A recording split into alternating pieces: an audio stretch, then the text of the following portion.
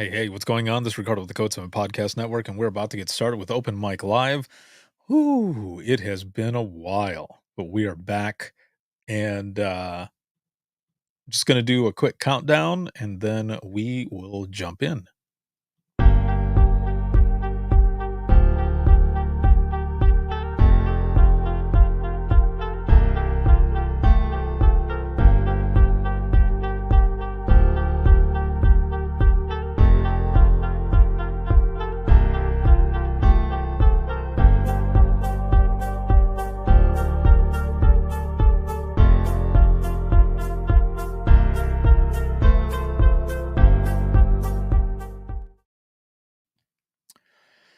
Yeah. Welcome back, everyone.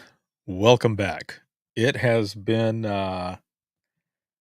it's been about 3 weeks or so since I've done an open mic live. I apologize for that. There's a lot that has been going on, and I'm going to talk about that here in as we're going through this. So, this live broadcast is sponsored by InDigital, a leader in next gen core services, and shout out as always to everyone, the subscribers, because I wouldn't be able to do everything I do if it wasn't for all of you, but especially all of you who are here watching, listening, supporting, and sharing. Thank you very much. A lot has been going on. As always, a lot has been going on. And oh, my homie Kelly, what is going on, dude? Hello, over on Instagram. She's over there on that side. Um, it has been something, man. Like seriously, it has been something. I didn't even put the the promo out that I was going to be doing this today. Usually I put a promo out. We usually do this at 9, but I have to fly out tomorrow. Heather Jean, hello, what is going on? Um I have a trip tomorrow, so I thought I'd come on and do this early and talk about all the stuff that's been going on and just fill everyone in on it and also talk about my experience out in North Carolina.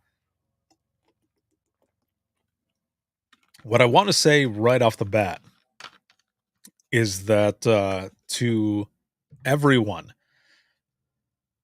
who's impacted by the recent hurricane, my thoughts have been with all of you. Prayers, good vibes, like everything. I can't even imagine what you're going through, especially out in North Carolina where I was just at, and also in parts of Tennessee. I'm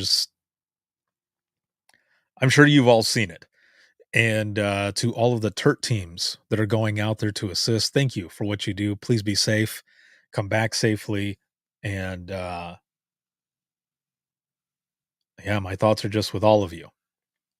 I have family out in Florida, friends and family, and my family made out, okay. As you know, my mother and my sisters, my brother-in-law, tons of cousins, tons of friends, and especially my in-laws are all in that area, and they it was minimal. I mean, there was some tough spots, right? But minimal compared to everything else that was going on, and it's just a lot of craziness going on. So again, thoughts and prayers, everything out with all of you guys, and I hope everything can,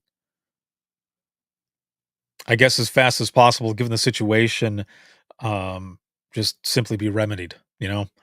Um, and from there, again, just with everything that's been going on, I'm fresh back from North Carolina. I was out in Raleigh. Let me mention this here really quick, though. But I posted actually episode 566 today. Usually it goes out a week before. So for subscribers, for bonus content and everything on Facebook Circle and or Patreon, I apologize. I've been playing a big game of catch up. And so everyone has been getting the episodes at the same time, just with the amount of travel and not having all of my equipment, um, and not feeling the greatest either. I The episode went out today, So the audio is already out there. The video went out there as well, and that was an Imagine Listening session. That was episode 566. Episode 567 will be coming up next week, and that is open mic. Both sessions were recorded out in North Carolina. Now, for all of you who are joining in, as we always do with Open Mic Live, how are you feeling? How are you doing? On a scale of 1 to 10, 1 being shitty and 10 being awesome, how are you feeling? I'll be honest, I'm like at a 5, 6.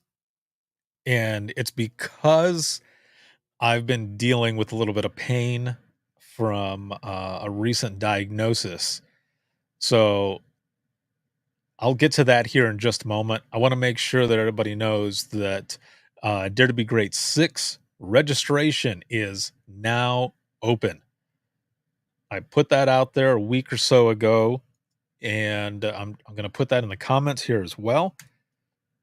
Registration is open for Dare to Be Great 6, and it's free. It's free for anyone to join, and so if you have friends who are thinking about becoming a 911 dispatcher, or you've got family who maybe you want to jump in to learn a little bit more, it's open to anybody. Again, it's free, and the sessions will be up forever. You can watch it on demand if you can't watch live. Um, a lot of different things with that one, and that's why I love the platform that I use, Crowdcast. And no, that's not a plug for them. They're not paying me to say that. I just love their product. So that is where I've been doing Dare to Be Great um, this whole time. This is Dare to Be Great 6. This is going to be the last Dare to Be Great. And, it's bittersweet, but it's time. It's time. And the cool thing about Dare to Be Great 6, though, is that we are going to be going out with a bang. Oh, yeah. We're going to be going out with a bang. What I mean by that is that usually it's just, Monday through Thursday. Well, I'm adding Friday as well. And that day, it's going to be all panel sessions for about 90 minutes. And, we'll make sure to have the Q&A and everything on there. It is going to be a lot of fun, so make sure you jump in there. One of the sessions, it's going to be hear us out. Admin isn't always the problem. And another one is going to do with the Nina Wellness Committee. Okay. And then another one is going to be about, retention and building a good culture in your center. And then another one, which I think will be the one to close it out, is basically no dispatcher gets left behind. And I say that because there's a lot of folks who, once they leave 911, they feel as though, like, that's it. They're out. They're out of 911. And a lot of times people seriously will end up saying, who am I anymore? Like, where do I even fit in all of this? Like, seriously, there's a lot of people. There's a lot of people who have reached out and have said, for years, I said that none of this stuff bothered me. I left it at work. And now that I've left dispatch, it has all come back. I'm in therapy, which is good, right? That's really good. But even with the therapy, like, these folks feel as though they're not a part of it anymore. Like, they can't reach out to their 911 folks. And I always say, once dispatch, always dispatch, man. No matter what. But again, there's been a lot of folks who have reached out saying, like, I don't know where to go. I don't know what to do. So we're putting this panel together to talk about this because I think it is a very important topic that not a lot of people are talking about. So that's something that we're going to be talking about. I'm going to be putting out some posts and everything out there about this more, just to kind of get your your take on it, like what you think about this as well. Now, I've been out of dispatch for 11 years, and even though I do everything that I do, I've been in public safety for over 22 years, I sometimes feel the same way. Even though I'm in the thick of it with everyone sharing stories and teaching and all of it, every so often I'll get that feeling too, like, am I really part of this? And I am. It's just it's in my head, right? And a lot of us, I think, that happens to. And I'm happy that we're going to be addressing this, um, especially because something that I've been saying for years now, years, and others have recently started saying the same thing, which is fine. You can. Um, but one of the things that I've been saying for a long time is that, and it's right here on my shirt as well. One voice, your voice, can change the world. And with us talking about stuff like this, that's exactly what that's about. Because there's a lot of power that you have just in your voice, man, just in your story. For a lot of these folks that are feeling like this, we can come together and help each other out. Now, there's a lot more that's going to be coming out about that and stuff too. So please stay tuned for that. I just want to look in the comments here really quick. Mark is up in here. He says, "Is that a 10? Awesome." Heather Jean, solid 6-ish. Amy is at a 7. Also, Amy says, "This sounds amazing." Heather Jean says, "Been out a little over a month after 20 years, and I feel this."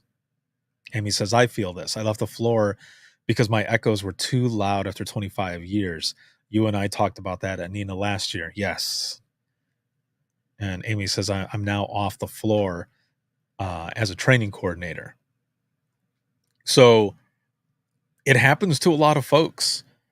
And I think it's amazing that one, that we're going to be talking about this more, but two, that we can help each other feel comfortable talking about it as well. So again, Dare to Be Great 6, Dare to Be Great 2024 is going to be coming up, and that's going to be December 9th through the 13th, 2024. And I'm excited, man. It is going to be awesome. It is going to be so good, and it'll be an epic send off. Have all the speakers chosen. I have to figure out the schedule. Again, everything has been back to back to back to back, which is why I haven't had the chance to do open mic in a few weeks. But also keynote speakers for Dare to Be Great 6. We've got my good friend. Well, every single one of these amazing women are good friends of mine. First off, April Heinze, and she is with National Nina, and just an amazing person. And I can't wait, not just April, but every single one of them to hear what they have to say for their keynotes. Also, we've got Dr. Michelle Lilly, who's with Northern Illinois University, and Lauren Sisler, who is a commentator and interviewer and such for ESPN, also an author. And I need to get her book. It's going to be coming out, I think, I, in 2 days, I believe. It'll start going out, or it'll officially launch. But another amazing person. And then one of my favorite people, Juliette Brown. And she does so many things. She is a QA specialist currently with Motivations, but she has been in public safety for years. Amazing person, amazing story, and such a great speaker. And I can't wait for all four of them to take the virtual stage and take it home with everything that's going to be going on. Also, big shout out to our diamond sponsors in digital, Rapid SOS, as well as the 360 Dispatcher. Oh, Juliet's right there. I'm so excited to be part of this. Dude, I'm excited to have you part of this as well. So this is going to be super good. And also my homie over here, Kelly, um, out of Eaton County in Michigan. She is one of the folks who'll be doing the panels on that last day. So I'm excited for all of you to see it because, I'm sorry, Kelly, I have to say this. When I went there almost a year ago now, it was it was awesome to walk into a center, see everyone on display on the walls, showing how important they are, and just to hear everyone talk about the culture that's there at the center where people don't wanna leave. Like, there are other people who are trying to get in there because of how good the culture is. That that right there is what is going to help the short staffing problem that everyone is going through. Now again, don't get me wrong. I know there's a lot that goes into it, right? And it took a lot from what they told me to get to that point to build that culture the way they have it. But now that they're there, they're holding and holding strong. And of course, as always, people will end up leaving, right? And they'll end up doing other things. But it was fucking refreshing to hear this, to hear people talk about what it's like there. And I was joking with Kelly. And I was saying, I mean, are you guys hiring part time? Like, I might come out of retirement. Like, it was just really, really cool to see that and experience it as well. Like, you could feel that vibe. It was awesome. Looking over here on Instagram, Kelly says, "Aw, thank you. I have rock stars. I am one lucky director." Also says it takes a team, not just one person can do it. That right there, it takes a team, and that is part of what I've been doing since last year, September of this. Yeah, 1 year ago this month, I officially started traveling and teaching my 8-hour course, which is a back to basics on communication, but bringing everyone together, whether it's new and seasoned or seasoned and seasoned, to just communicate, man. Like, really talk, like, reflect on what it was like in the beginning, see similarities and differences and how it all comes together. And it has been so good. Plus, you add the imagine listening part in there, and it has just been an excellent time. And it's all communication. Again, it's a back to basics on communication. And sometimes you have to go back to basics in order to move forward. Sometimes you need to reflect on some of those things in the beginning because I'm a firm believer that at any point in time in our careers in dispatch, we forget what it was like in the beginning, which leads in some cases to people eating their young. So there's a lot of stuff that we talk about during that 8 hours. And a lot of the stuff that I talk about, it sounds like are also just listening to, to Kelly, Libby, and a lot of folks there that she works with that it was a lot of, coming together. It didn't just happen overnight, man. It takes work. It takes work. Amy down here in the comments says, would love to pick Kelly's brain for ideas on building a better culture. There you go.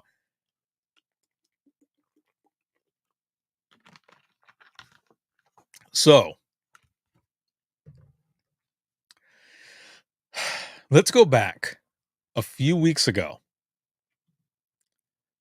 Um, well, let me mention this really quick. So, where I will be next, as I mentioned, I'm going to be flying out tomorrow, and I will be flying out to Las Vegas, Nevada. Which I know you'll probably hear it, and you're like, "Oh man, party time!" No, I'm going to work. Like, there's no party time. I mean, I might go to dinners, right? No party time. I'm I'm past it. Not that I'm. No, don't get me wrong. Whoever wants to party, you party. You do what you do. I don't care.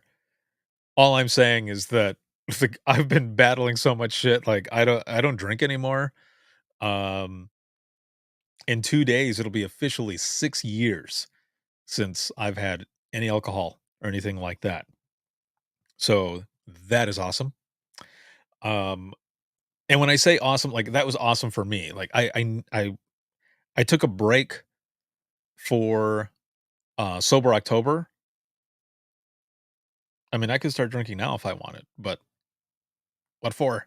There's so many non-alcoholic drinks, like beers and stuff now that taste almost exactly the same that I don't even have a craving or anything like that for it. So it's been really good. Again, that's just my personal choice. It was something that I did, okay? I'm not telling anybody, "Oh, don't drink anymore." I'm not telling you that at all, okay? Don't take it like that. I'm just saying, um, that was something that I did, and that's just something that I'm sticking to. Plus I'm a little old, so I need some sleep. But don't get me wrong, man, like, when I was drinking and stuff, like, extra dirty martini, all snaps. Scotch and a cigar, all snaps. Like, yeah, those were my things, and a good craft brew. Every now and then, a chili dog and a PBR, ice cold PBR. Mhm. Those were those were kinda like my go-tos. Kelly over here says, "In-N-Out Burger." Oh, yeah. See, I have more fun exploring and going to food places now, believe it or not. You also know when you're getting a little older and, you're, like, excited for an appliance, like a new appliance, you're like, "Oh, man, this is gonna help. This is gonna be so much better," when, like, 10 years prior, like, what do I care about this Berkey filter for water? Oh, shit. So, Vegas, I'll be out there for a couple days. That's how fast it's gonna be. I fly out tomorrow, and then I speak, and then I come back. I'm not there that long. But I'm gonna be out there. I'm the keynote speaker um, for NeoGov. For a minute there, I couldn't remember. I'm looking at my notes. I have so much stuff over here. I was just trying to remember everything that I need to say. So I'm gonna be out there, and then I'm gonna be back out in North Carolina for one last class, and I'm heading out to Mexico. I'll be the keynote speaker for Mexico Nina, and then I'll be out in Georgia doing the 8-hour class, and then I'll be out at the ranch in Texas, and then I'll be out at Atlantic APCO, and that'll take me into like the middle of November, dude. Yeah, like I've got a lot of travel coming up. Um, California? No, not yet. Not California, not yet, but I'm hoping to. I'm hoping to be able to come out and do stuff out there as well. So put in put in a request for me, Chrissy. That would be awesome. That'd be really good. Um, oh wait, Chrissy says party, but don't buy 2200. um I feel it. Yeah, I feel it. Um so let's go back a few weeks. Okay? Let's go back a few weeks.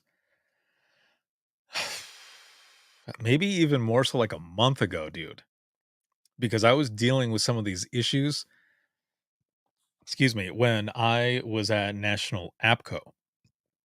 And I was dealing with it for like 2.5 days and then it went away. Luckily.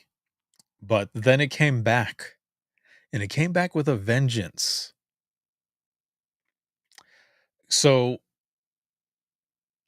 hopefully this isn't TMI, but also hopefully what I'm going to tell you might help you as well. Okay. So um, I was out for the National APCO conference that was out in Orlando, and I was visiting with my siblings, and just out of nowhere, like the whole day, I'd been eating like spicy food, greasy ass food, like shit I knew was going to screw up my stomach. And I like had really bad heartburn, stomach was bloated, and like the pain in my lower abdomen as well as my my waist was just like, "What?" Like, I've not felt like this before, like, this is kinda different. This isn't acid reflux. This isn't heartburn. I don't know what this is. So again, um, I was just going day by day, just kinda taking Tylenol to take away the inflammation and everything, because that's what it felt like it was inflamed, Gas X for the bloated gassiness, and within, like, a couple days, maybe 3, it was gone, and I was able to go to the conference, everything was fine. Like, every so often, I would get a little, like, a little like, yeah, just a little twinge, and I would wince, but then I was like, "Ah, it's probably nothing. Maybe I was just backed up." And it went away until a few weeks ago. Um, I'm sitting up here working, and my stomach was not happy, and in a few days, I was supposed to be flying to Texas for the September ranch so that I could close it out. So I was kind of freaking out a little bit, man, because I thought, I don't know, I don't know what's going on. Hopefully I'll be all right. But then the pain started becoming unbearable, and it was a different kind of pain. I felt like I was going to explode. Like, that's how bloaty I felt. So I go to urgent care, and on a Wednesday, no, maybe Thursday, I don't know, it might have been Thursday. Anyway, I go into urgent care, and I go in, like, they check pretty much everything that they can at an urgent care. Everything was fine. Everything was fine. And I was like, I kinda don't believe that, because I'm trying not to cry right now because of the amount of bloaty, like, everything that I'm feeling. Like, this is not good. And so what they wanted to do is they wanted to take some blood work, and they wanted to get an X-ray. Well, the place closed at 7. When I got there, there was still, like, 5 minutes, I still had some time, people were there. I walk in, and the guy's like, "Yeah, they're already left." And I was like, he goes, "We open up at, like, 6 in the morning, though, so you can come back then." Well, I went at, like, 7 or 8. I go in, get all the blood work done, and get the X-ray done, and I'm like, I can't stand fully straight up because my waist feels, like, super tight. So, just to describe it a little more, let's just, for example, you've done, like, 100 crunches within minutes, and that soreness, that tightness afterwards, because, you're working out, and when you first start working out, especially if you overdo it sometimes, like, your muscles are like, "Dude, why? Why did you overdo it?" That is what it felt like. And I thought, "Oh, this is weird." So after the X-ray, like, about an hour or so later, I get the results back, and the doctor calls me up, and she goes, just on a hunch, like, I have one last thing I want to test, because you said that you fly out in a few days, right?" And I said, "Yeah, yeah, I do." And she goes, "Okay, um, I just want you to do one last test, and I want you to go to such and such place to get a CT scan, and then if it's what I think it is, we'll be able to treat it, and you'll be good to go." And I was like, "Okay." So I go to get the CT scan. Now, I don't know if you ever had a CT scan before, or if you had a CT scan with contrast, but in order to prepare for that, now my son, my 20-year-old, Logan, was with me, and in order to prepare for this, they give you 2 12-ounce cups of an iodine solution with water, which tasted horrible, and you have to drink it within an hour. and I was just, like, chugging it. I was taking it all down so that, I could just sit there and chill, because just sitting still, I would feel it, like, and I was just, "Wow, this pain is horrible." And so I'm sitting there, and then the doc comes in, like, they had already fit me for, like, an IV and stuff, and, she goes, "Alright, let's go back." I said, "Okay," and she goes, "Have you ever had a CT scan done before like this?" And I said, "No." And she goes, "Okay." She goes, "Well, I'm just going to give you a heads up." And I said, "Okay." And, so I'm laying down. Now, mind you, I said this pain, this tightness, this bloatiness, like, it's in my waist, okay? It's not just in, like, my stomach, which is, right here, and, the rest of, like, your intestines and everything. It's not there, it's lower. And, so I oh, Heather Jean says, "The EMS side of me has already diagnosed you." Okay, thank you. I love it. Um, I should have called you. Um, so so I go to get on the bed, and getting on the bed and the pressure of, like, my legs coming towards my waist, it was just, and, like, I felt like my eyes were gonna pop out. It's funny now, even though I have a little bit of pain now, okay? Like, it's funny, but at the time, oh my god. So, I'm laying there, and she goes, "Okay, when we start, I want you to have your arms up, okay?" And I was like, "All right." So I've got my arms up, and the IV's right there, so you can kind of feel it, right? I won't go into any more detail in case any of you are squeamish. But she goes, "We're gonna take a couple scans, and then we're gonna do the scans with contrast. And what I'm going to do is in your IV, I'm going to inject some iodine as well so that we can see it." She goes, "But I have to warn you, it's going to feel weird." And I said, "Okay." And she goes, "Well, what I mean is it's gonna make you feel super hot, like way hot." And over here on Instagram, Hunter Phillips, what up, bro? You know what? I'm doing well. I'm doing the best that I can. Thank you for asking. Um, she goes, your whole body is gonna feel super hot. It's gonna start in your throat, it's gonna go in your chest, and yes, Heather Jean, yeah, that's exactly what she said. And she goes, "Also, you're gonna feel like you peed your pants." And I said, "Wait, what?" And she goes, "Yeah." And I said, "Okay, hold on a minute. Before we do this," I said, "I kinda have to go. So is this gonna actually make me go?" And she goes, "No, no, no, no, no. Don't worry about it." She goes, "You're just gonna feel like it." And I said, "Okay." So we do the first couple scans, right? And then she goes, "Okay, here comes the iodine." But I had also asked her, I said, "How long is that supposed to last?" And she goes, 25, 30 seconds. And I said, "Oh, okay." So she goes ahead and injects, and I'm laying there, and exactly the way she said, it started in my throat, super hot, then in my chest, and down below. Now, I didn't have that sensation of feeling like I was going to pee myself.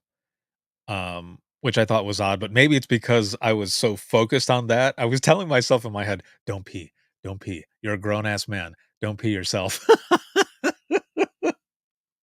So I'm guessing that's why I didn't feel it, because I was so focused on like not actually doing it.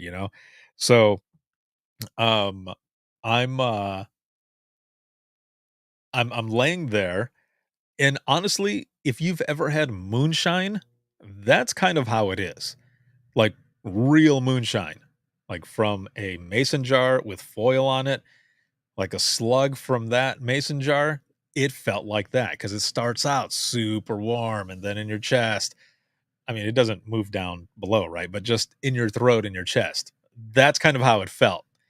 So they finish. I go back and sit in the room where my son is at, and we waited for like an hour or so. And one of the docs comes in and they're like, um, so we only have 2 lab techs that are going through everything right now, and it's gonna be a while. I don't know, we're just gonna go ahead and let you go." And I was like, "Oh, okay. All right." So we get home, which is probably about a 20-minute drive from where we were at, and I'm upstairs just kinda sitting on the bed like, "Oh god, please help me, because I have to fly soon," you know? And, I see my results pop up, and it was actually what the doc with the hunch said, because what I left out was that before I went to get the CT scan, this doc who had a hunch, who wanted to rule it out, said to me, "Have you ever been diagnosed or tested for diverticulitis?" And I said, "No, not at all." And she goes, "Okay." So when I got the results, that's what it said: acute diverticulitis. Nothing abnormal, nothing out of the ordinary. It said mild. That's what it said. So the doc calls up and she goes, "Ricardo, we just got your results and it's exactly what I thought it was going to be." And I said, "All right, what do I do, man? What do I do?" And she goes, "You're going to have 2 antibiotics and you're going to be on it for 7 days, and hopefully once you start taking it, you'll start feeling better almost immediately." And I was like, "Awesome. Do I have any food restrictions? Is there anything I need to stay away from?" And she said, "No." N- Because out of the tests and everything that they saw, it was mild enough that I don't have any restrictions. So I was like, "Okay," because a lot of the stuff that I've been reading, you basically got to change your diet. And of course exercise. Um so I'm, going through, I end up going and I get the medication, and I end up I start to take it the following day, and she was right, like, almost at once it was in my system for 24 hours. Um, it was it was kicking ass and taking names. Now, I did still have a little bit of pain, right? Because I'm healing. I didn't realize how long it takes to heal. But because I wasn't giving any, like, food restrictions or anything either, or things to stay away from, the day after I had 24 hours of the medication, and I was taking it nonstop, like, one of them was like a horse pill, and the other one I had to take 3 times a day, and that one made me feel like shit. Felt slightly woozy, like, I felt like I couldn't formulate, like, there would be some things that I was trying to remember, I was like, "I don't even know what it is," I'd have to look it up, or it would come to me a few seconds later, I was like, "Why didn't I think of that?" If you've ever had COVID and that brain fog, that's what it felt like. It just felt like a brain fog. And so it was the weirdest freaking thing, man. So I'm going through it, okay? And like I said, after 24 hours of having the antibiotics in my system, I had a small steak and eggs, which I probably should not have had. Because now what I'm reading is that you're supposed to have like a low fiber liquid diet basically for like the first few days. But then there are others who say that while you're on the antibiotics, you actually want to eat higher fiber because you need that for the antibiotics. And I'm like, who do I believe? Like, it's so off the wall with this diverticulitis that, I mean, they don't even know what causes it. That's the thing. Nobody knows what causes it. When you look it up on Google, and depending on how you put it in, but when I looked it up on Google, the number one cause was being over 40. I'm 43. I was like, "Oh, man, I feel attacked." The next thing the next thing is not exercising that much. People who sit You can be the best eater or whatever, but if you're just sitting all the time and you're not moving around, your system is not moving either. And we all do a lot of sitting. It's crazy, man. The other thing is like this isn't a genetic thing, like anyone can get this. Anyone. So while I've been traveling and teaching, I've been telling people as well, listen to your body, man. If you have a chance to get up and walk around, get your ass up and walk around because this could happen to you as well. So I ended up going to Detroit, but I felt so crappy because of the amount of antibiotics that I was on, and it was making me irritable and it was just horrible. I ended up having to cancel going to the ranch earlier this month because of that, which I hate because I love that experience and the ranch is so important to me. So, to everyone who is out there, thank you for your patience and understanding, and especially to Amy and Joe. Thank you very much, as well as the other instructors. My good friend Juliet was out there, and I really wanted to see her speak, but I had to hang back and take care of myself, which is a good thing. And everyone understood, but damn it, it killed me. So I went through all the antibiotics and stuff, and even after the antibiotics, there was still a little pain. But again, it's because my body is healing. It's going to take a little while for it to fully heal. So, um, there's a lot that comes with it. So take care of yourself because it could happen to anybody. Um, Luckily, mine was mild enough that all I was supposed to do without any food restrictions or anything was to take the antibiotics, rest, and, you know, drink tons of water. And that's what I've been doing because this diverticulitis, especially with, some of the trying to get rid of that infection and everything has had me exhausted because it dehydrates you, man. And so I've been drinking water like crazy. So now we get to North Carolina. Okay. We get to North Carolina. I'm flying out to Raleigh for the first 3 of 4 classes, for the 8-hour course that I did out there, and it was so much fun, man. If you are watching right now and you were part of any of those classes, thank you so much for everything. Again, I had a lot of fun out there. There were a few folks who were just like, "Oh," like, "Another discussion," like, and I said out loud, I said, "You can piss and moan all you want, man." I was laughing about it, like, other people were laughing too. I was like, this is what we're doing." I said, "I know this is mandatory, you guys don't wanna be here." I said, "But this stuff really is important, man." And, I said, "You can complain all you want." I said, "But I don't give a shit because you're not gonna break me." Like, in one of the classes, it was exactly what I said. I said, "I'm here to help you." And what I wanted to say too, and I know that I said it later on, but every one of you in those classes, not just in North Carolina recently, but every class that I've taught and will teach in the future, I actually give a shit about you. I care about you. That's why I'm out there. I'm not just collecting a paycheck. No. There are some people who train who simply go out to collect a paycheck, and you can tell. Some of those people don't care. I care. I don't want you to deal with the shit that I dealt with,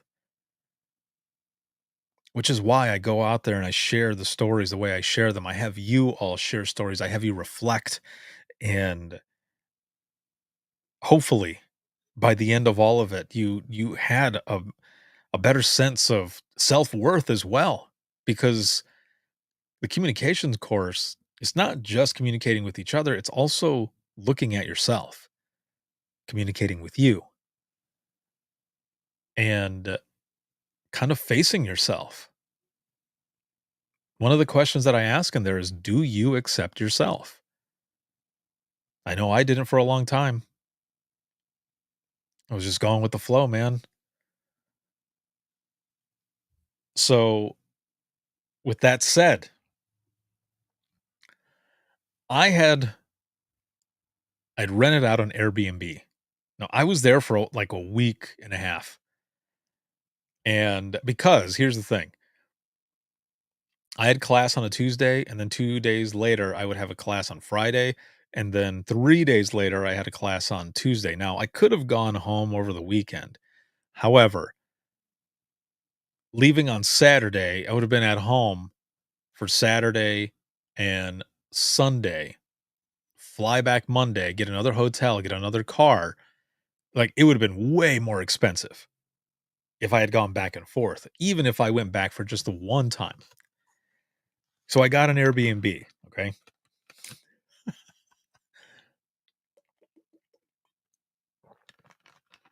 And I'm laughing because of how all of that went down. Now, right off the bat, and I'm not gonna say the location, but when I told the dispatchers where I was at, they're like, "Oh, no, dude, why are you out there?"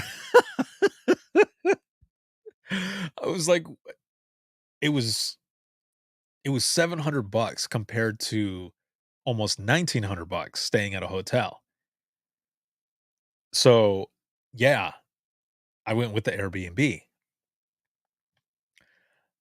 Plus, I like the experience of different places, okay? What I didn't realize now, I will say right away, the Airbnb, like in the pictures, it looks small. I mean, it is small. And when you get there and open the door, you realize how small it is. So I pull up. I had actually stopped at Whole Foods first, got a bunch of kombucha and other things to help with my diverticulitis. And I get to the Airbnb and I put in the code, I go in. Soon as you open the door, there's the couch, there's the stairs going up to the loft where I'm gonna be sleeping. Excuse me. In front of the couch, I mean, it's like I could put my hands on the railing of the stairs and the wall. Um, but that's where the TV is, a little coffee machine and stuff. Very cute, very cozy and quaint, you know? Um, a little microwave. You move a little further and there's a countertop, sink, a hot plate basically, but it was actually pretty fancy. It was pretty nice. And then there's a refrigerator down on the bottom, small refrigerator, and then on top there's a lock. And when you unlock it, this single person table comes down. And then just past that is a walk-in closet, very tiny though. Like I mean, you could walk into it. I wouldn't be able to. And then the is basically like a half bath, but with a shower. And then you go upstairs, and it's the loft area. So it, like I said, it was really, really cool. One of the days that I came back, and it might have been the first class on a Tuesday. I come back to the apartment after going out to eat a awesome bowl of pho. Which really, with this diverticulitis, that's what I've been eating a lot of is pho because of the broth and, all of it, like, stuff that's easy to digest, you know? So, I come back, and when I come back, I pull up, and my neighbor is standing outside. Now, if you know what Machine Gun Kelly looks like, that was my neighbor. My neighbor was Machine Gun Kelly, man. And he's outside talking, right? And I pass right by him as he's looking down at his phone, but talking in his earpiece. And I go inside. Well, I put everything down. I go into the bathroom to wash my hands, and I hear him go into his bathroom. Phone rings, and someone, or he starts yelling at whoever he's talking to, saying, I need you to bring over that eighth. And he's like, "You better hurry the F up, man. Bring over that 8th." I was like, "Oh, okay." Now, every single day, man, every single day, it smelled like Buddha up in my Airbnb, like hardcore. Like, it was a good thing I had some, like, crackers because I probably got the munchies just from sitting in there.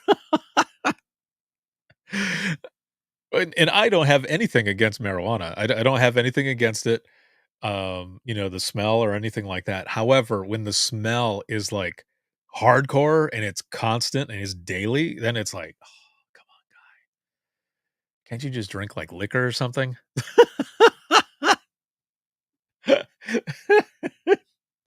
Amy says, "Sounds like you found a great neighborhood. Should have invited you down to Southeastern North Carolina. Beautiful towns down here." No, it was a nice area, though. That's the thing. The apartment complex itself was fine. It was sketchy few people here and there, but it's the same way in any place, you know? And I mean, it's not like the person who runs the Airbnb can do anything about this person. I mean, they might have been new, I don't know. But like just down the road are like all of these awesome like food places. Also, the one of the colleges is right there, so there's people running all the time, people on scooters, skateboards, like there's all types of stuff. So the area was actually really nice. There was just a few, like I said, sketch people where I was at. um, I ended up going out to this restaurant. I think it was called A Seat at the Table, which was really cool. I walked in and there was this little old man who kind of looked like Gimli from Lord of the Rings, the battle dwarf. And he walks up to me, and I'm pretty sure that his name was like John. I think it was just John or Mr. John. It said on his tag. Now, part of what they do there, because he goes, "Have you ever been here before?" And I said, "No." I said, "Tell me about it." And he goes, "Well," he goes,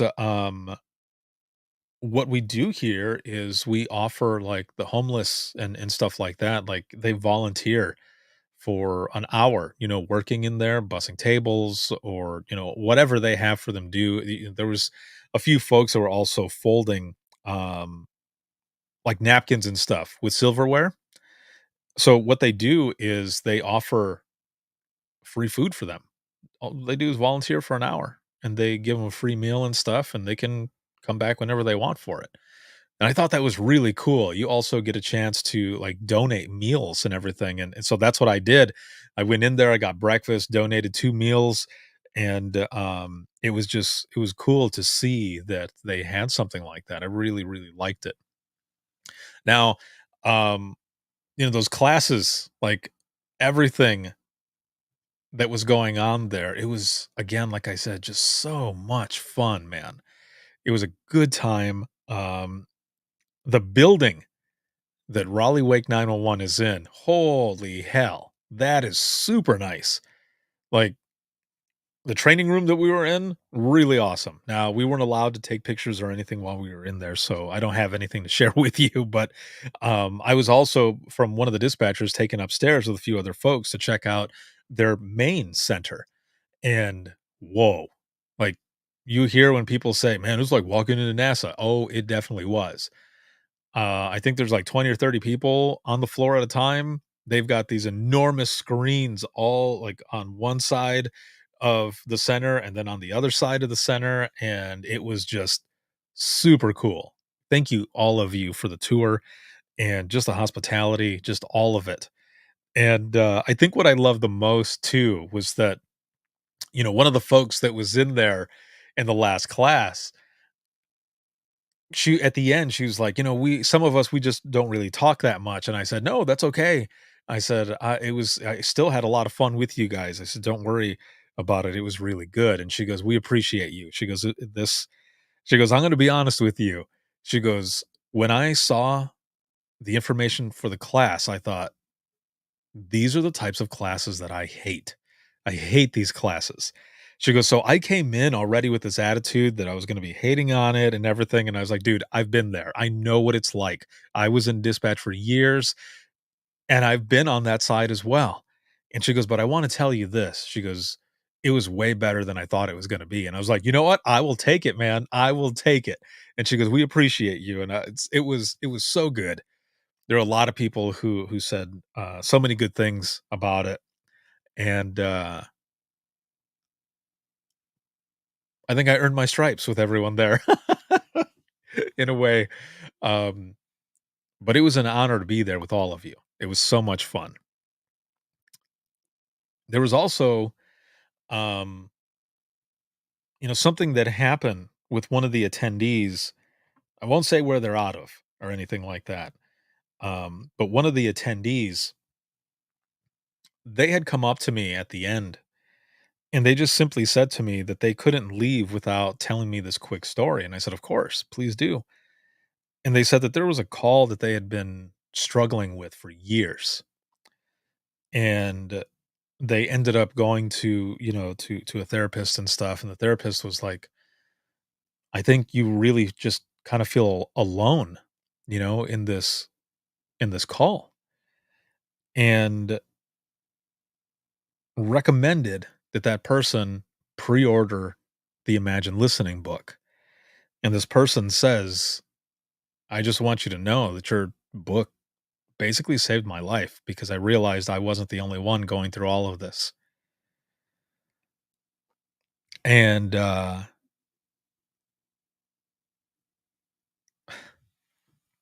was really awesome to hear, man. Um, it was a really cool moment. I was honored already to be there with everyone, but to have someone come up to you and say something like that, I mean, it was just really cool. I just said, "Thank you, for sharing that." And she goes, I couldn't leave without telling you." And I said, "Thank you for that." And,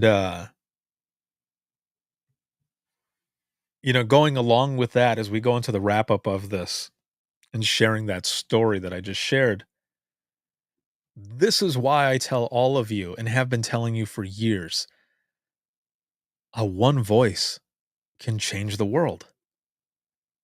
One voice, one person can make a difference.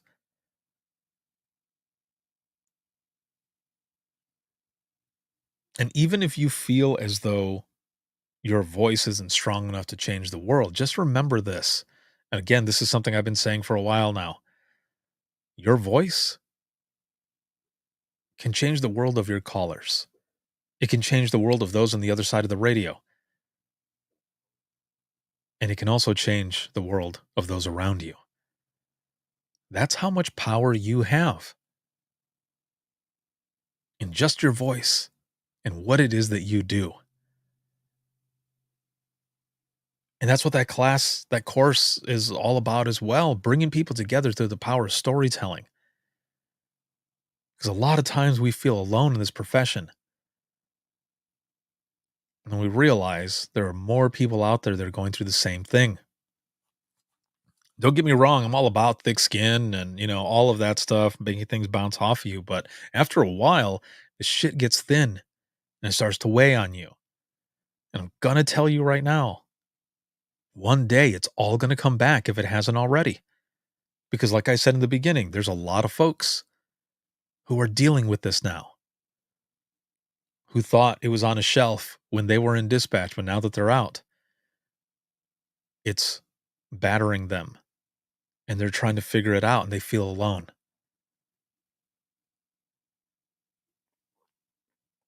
We're all in this together. We can do this together. Short staffing, it starts with all of us. Building a culture where people feel welcomed, where people want to stay. We are going to be the ones to do that, not admin, not county. It's going to be us because we are masters of communication. But when it comes to communicating with each other, it doesn't always happen. It doesn't always work, does it?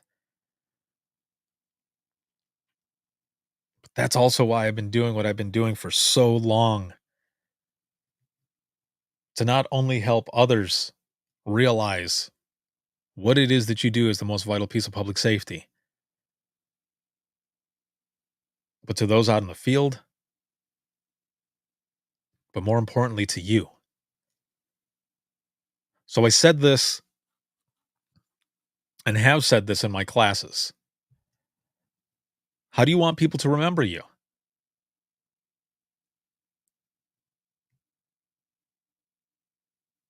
While you're there, how do you want people to remember you? Also, if you could go back in time to talk to yourself at the beginning of your career, what would you tell yourself? And that's not to change anything, it's just to give yourself some advice. What would you say? It's just some things to think about. But one voice, your voice, can change the world. And I'm not talking about me. Like I said, your voice. I'm talking about every single one of you. You have that much power in your voice and in your story. I just feel lucky enough to be able to play a small part in your 911 journey or to be a part of your story somehow. It's been an honor, and I wouldn't change a thing, man. But I just wanted to close out with that for all of you to remember how important you are and how for years now we have been changing the landscape of this profession, the 911 profession, with us simply sharing our stories. We have done this. Thank you for everything. This has been a lot of fun, man. I am so happy that I was able to get on today and do open mic live. Finally, man, finally. We've been able to do this and we've got another one coming up next week and it's been really good. I love doing this with all of you. I'm way above a 10 now. I don't know what your numbers are, but on a scale of 1 to 10, 1 being shitty, 10 being awesome, where are you at now? How do you feel now? That is everything that I went through in the past few weeks, past month or so. I'm still on the mend and I'm excited just for everything that's coming up. So stay tuned for all of it. This live broadcast has been sponsored by In Digital, a leader next gen core services. Big shout out, as always, to subscribers of the podcast, but especially all of you who are here watching, listening, supporting, and sharing. Thank you so very much. And I've got several episodes coming out. Like I said, I've got like 20 or so Imagine Listening episodes that I'm recording, editing, getting out there for all of you. And I've got some one-on-one interview episodes that'll be coming up as well. But I wanted to get a lot of these Imagine Listening sessions out there before it got too far. Because there's a lot of them, man. There is a lot of them, but they are so good, so powerful, and I can't wait for all of you to listen to them. Also, if you have any comments, questions, or you ever want to be a guest on the show, if you are new to dispatch, seasoned dispatch, or retired, I've been doing this for over a decade. This is my passion. This is what I do. I didn't just jump into this and be like, oh, I see this and I kind of want to do it too. Now, there's so much that went into this when I started. And if you know my story, you know that it starts even before 2010, which 2010 being the first version of everything I do for a living. And it has been an amazing experience. So if you have a story to share, you can also email us. That is wttpodcast@gmail.com. You can follow us on social media. You can support the podcast. But to make it the easiest, simply go to links with two eyes.co/WTT podcast. Again, that is links with two eyes.co/WTT podcast. You'll find everything there, my email, all of my social media, where to follow, where to hear the latest episode of the podcast, where you can buy Imagine Listening Volume 2, which has been doing very well. That's been awesome. And soon for pre-order, my version of Volume 1 will be going up as well because I got screwed hard on that other one. I won't go into detail right now, but yeah, it was not good. So my version will be coming out soon. So look out for that. You can also find a link for over 250 hours of free continuing dispatch education. And the links are on there. You'll also find dispatch and podcast merch, all of it. Again, links with 2eyes.co/WTT podcast. I had so much fun with all of you. This has been so good. And this can be seen on Facebook, YouTube, as well as X and Instagram. And then for the flagship show, you can listen 24/7 on Apple Podcasts, iHeartRadio, Spotify, your favorite favorite your favorite podcasting app, and withinthetrenches.net. Have a good one, everyone, and we will see you all in the next one.